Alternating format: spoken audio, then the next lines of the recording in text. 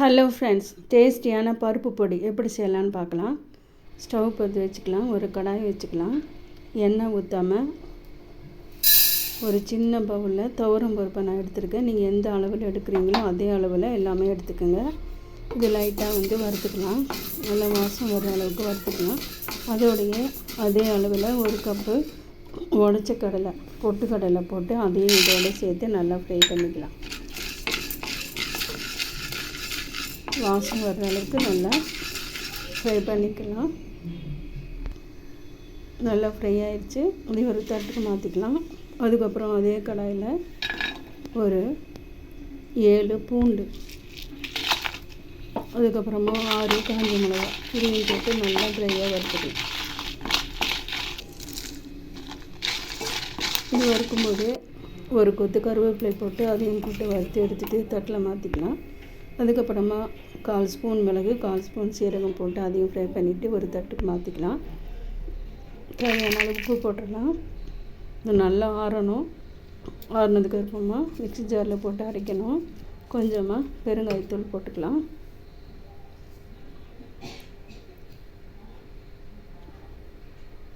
இது ரவை பதக்கத்தை தான் அரைக்கணும், நைஸாக அரைக்கக்கூடாது. ஃப்ரெண்ட்ஸ், பருப்பு பொடிக்கு வறுத்து வச்சதை நல்லா ஆறிடுச்சு பாருங்கள். இந்த பருப்பு பொடியை நைஸாக அரைக்கக்கூடாது, ரவை பதத்துக்கு பரபரன்னு தான் அரைக்கணும். இந்த பொடியை இப்போ ஒரு மிக்ஸி ஜாரில் போட்டு அரைச்சி எடுத்துகிட்டு வந்துடலாம். இந்த பருப்பு பொடி ரொம்ப சூப்பர் டேஸ்ட்டாக இருக்கும். சூடான சாதத்தில் இந்த பருப்பு பொடியை போட்டு நெய் ஊற்றி இல்லைன்னா தேங்காய் நல்லெண்ணெய் ஊற்றி சாப்பிட்டு பாருங்கள். ரொம்ப சூப்பர் டேஸ்டியாக இருக்குது. இதோட அப்பளம் மட்டும் பொரித்து சாப்பிட்டா போதும். குழம்பு பொரியல் எதுவுமே வைக்க வேண்டாம். உங்களுக்கு உடம்பு சரியில்லை, வெளியில் எங்கேயாவது போகிறீங்க அப்படின்னா இது மாதிரி பருப்பு பொடி அரைச்சி ஒரு பாக்ஸில் போட்டு ஒரு கண்டெய்னரில் போட்டு இல்லைன்னா ஒரு கண்ணாடி பாட்டிலில் போட்டு நீங்கள் ஃப்ரிட்ஜில் வச்சுருங்க. வேணும் போது எடுத்து நம்ம சாப்பிட்லாம். இப்போ இந்த பருப்பு பொடியை மிக்ஸி ஜாரில் போட்டு அரைச்சி எடுத்துகிட்டு வந்துடுறேன்.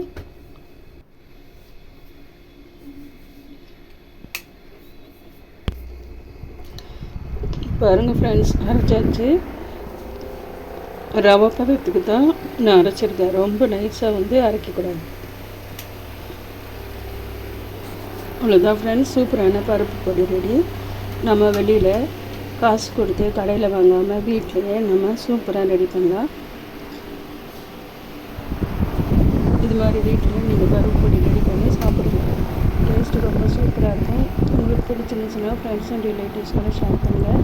சப்ஸ்கிரைப் பண்ணுங்கள். மீண்டும் இதே மாதிரி ஒரு ரெசிபியோட அடுத்த வீடியோவில் உங்களை நான் சந்திக்கிறேன். தேங்க்யூ ஃபார் வாட்சிங்.